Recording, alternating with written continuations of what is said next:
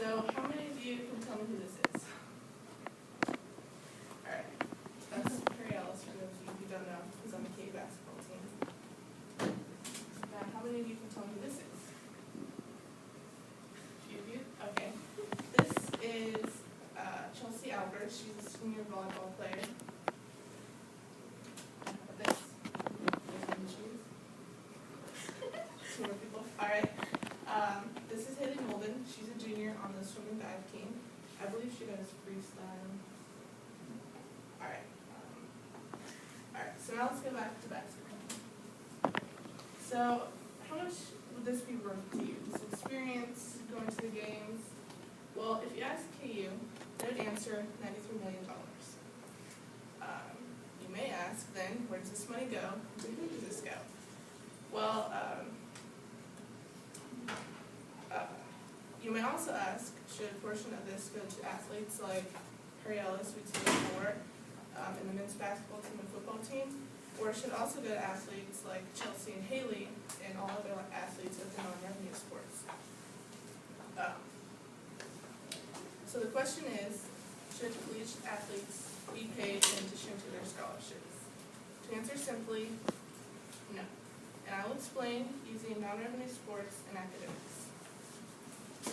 To go back to the $93 million that I mentioned before that KU makes in sports revenues, and this is according to the KU Athletics website. This seems to be a very substantial amount, but that's only part of the picture. KU's athletic expenses last year reached close to $80 million, which still gives them $13 million surplus. However, Pat Kaufman, the chief financial officer for KU Athletics, says that the surplus is because of changes in the policy, which makes them include future pledges and donations that have been counted this year instead of the next year.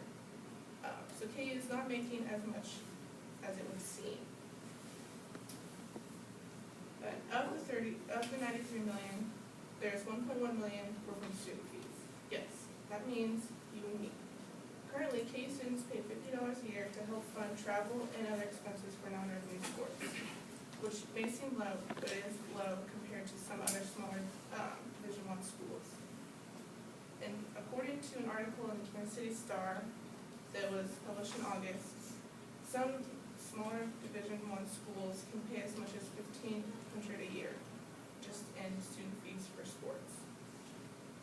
This means that if KU started to pay athletes, including the non-revenue sports, our student fees could be seen rising substantially in order to compensate for the rise in expenses, and even more so in the smaller schools. So the argument is the athletes should get paid a percent of the revenues they bring in. Well, if that were true, what would that mean for the athletes of the non-revenue sports? Would they be paid? How would you decide the amount? Would it be based on hours, or the positions, or the playing time? Many issues arise in the terms of trying to keep equality among sports. And also, aren't athletes essentially here to earn education? This brings me to my next point. Would paying athletes make them less likely to put school first? 71% of you answered yes. Most collegiate athletes get compensated through full or partial scholarship, which should suggest that the school should be their main focus. The NCAA released the graduate success rate for athletes at 82%, which seems great until you look a little deeper. According to the College Sport Research Institute, they released an adjusted graduation gap that revealed that Division I men's basketball full-time students had 20 percentage points below the general full-time men's students.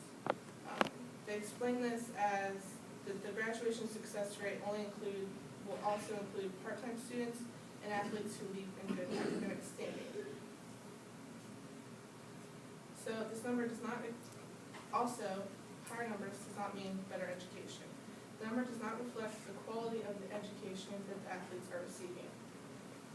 And according to the NCAA, only 1.2% of men's basketball players at the collegiate level play. So if this were true,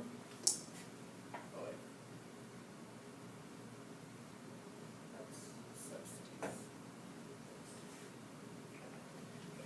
It's okay to shut up.